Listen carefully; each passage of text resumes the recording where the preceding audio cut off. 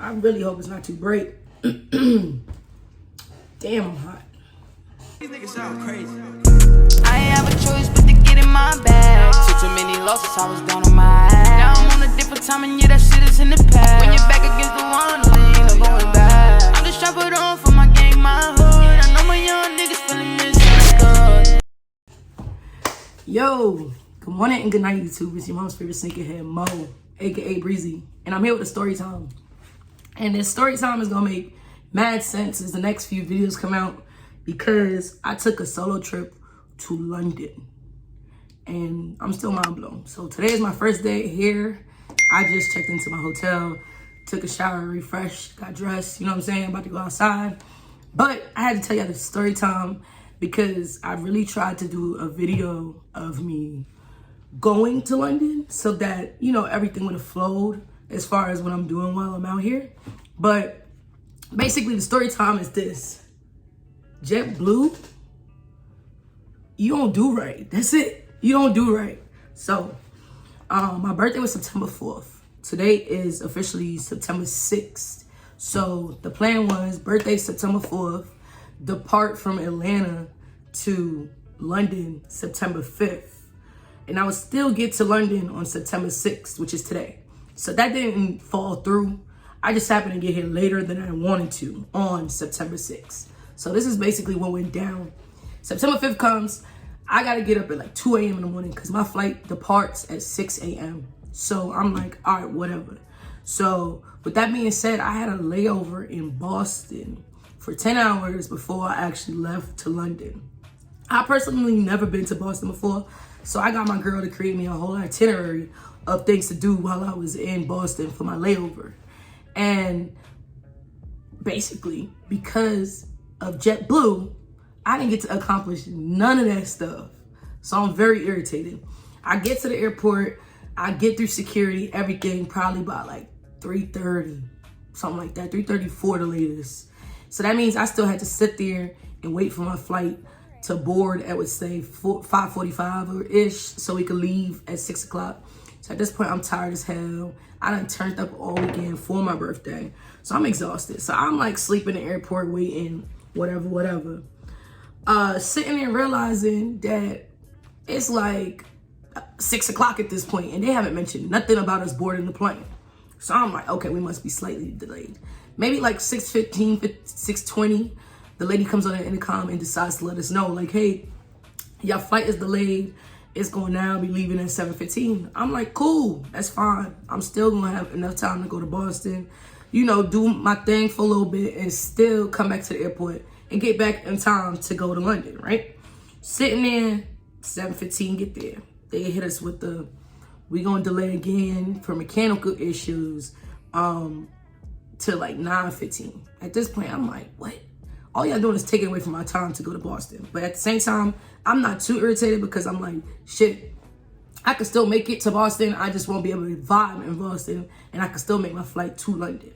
You feel me? So my flight to London, I think we boarded at 5:55 p.m., something like that. So we waiting or whatever. And at this point, I'm already, you know, I'm on edge because I'm like, what if they delay it again? Because clearly they don't know what they're doing with this plane. And it's a mechanical issue. Who really genuinely wants to get into a plane after people just spent the last 4 or 5 hours trying to fix something that's mechanical, that's causing us not to fly? And it's not like you about to test the plane before I get on that thing. So like, I'm really skeptical. You know what you feel me? Like, I'm mad skeptical.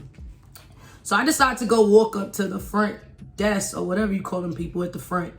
And I'm like, yo, you know, waiting. And at this point, a couple other people decided to go right before me. So I'm like the third person in line waiting. And they're like stalling with these people trying to figure out if they could get them on another flight or some shit. So as we waiting on this line, we get another message. Your flight is now delayed till 4:45 p.m. I just told you my next flight is at 5:55 in that next state. Like, there's no way I'm gonna make it to Boston in time to jump on a plane to get to London. So now I'm super irritated. And I don't know if you could tell, but my voice is somewhat gone. And this is the best it sounds since it's been gone. So it was worse than this. So I was trying to avoid talking to nobody as much as possible because I didn't want to strain my voice, you feel me? So I get to the front and I'm like, yo, honestly, I just need my bags and I need y'all to accommodate me getting on another flight out of here today. Y'all can skip Boston. Just give me a one-way direct to London so I can get there by tomorrow. Because I already have my hotel booked, you know what I'm saying? I can't cancel the night before for a night. They're still going to charge me. So I need y'all to accommodate me as best as possible. So with that being said, it's now like maybe 2.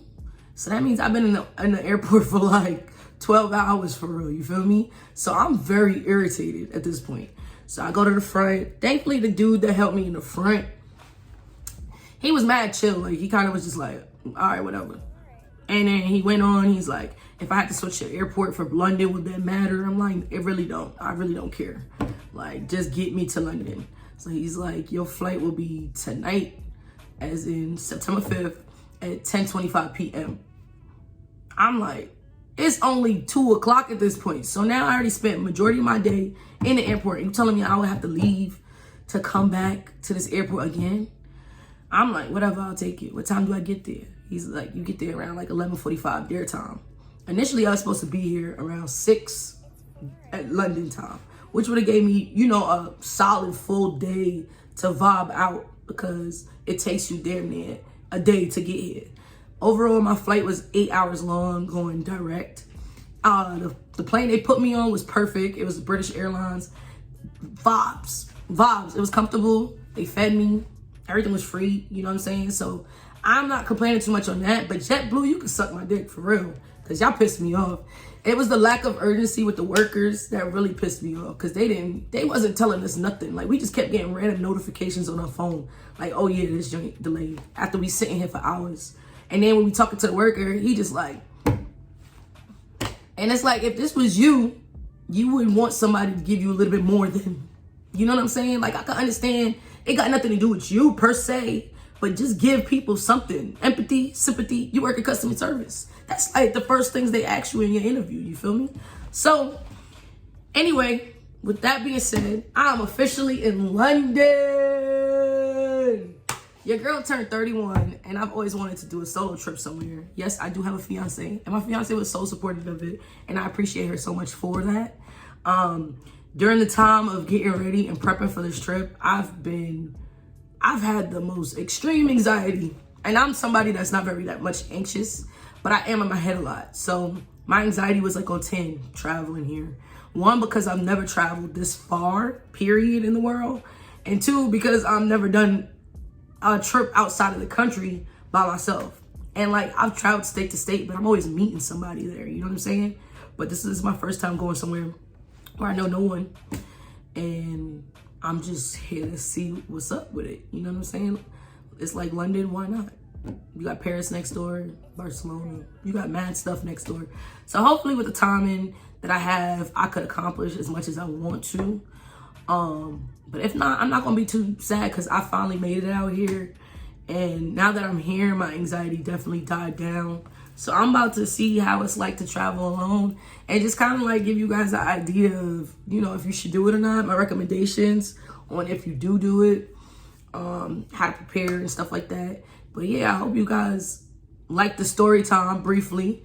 But yeah, I just had to get that off the chest because I don't have that much footage of me traveling here as much as I wanted to. So I just wanted to make sure I let y'all know why. And then we gonna move forward from here. And I will say, on my way out my plane, I ran right into Kai Center and AMP gang. So start off my trip perfect. They was on the same flight with me. You know what I'm saying? Met them, they was vibes. You know what I'm saying? So hopefully I can run into them again. Convince these boys to put me on AMP because all they doing is missing a fucking woman. You know what I'm saying? I give you best of both worlds, AMP. I could be your bro and your sis. You feel me? So yeah, if you're new to this channel, go ahead and subscribe. Hit that like button. And just run this up for me because, like I said, it's my birthday week. I'm on my first solo trip. So I need all the encouragement as possible for this journey. And just stay tuned for more videos. Peace. You know, sister, we are create waves like the ocean, yeah. When you're there, better than your son, Lord, explosion. And we make the commotion, yeah. They even dance with them, watch we have emotion. Deep and we slow down, yeah. We do it first, got them.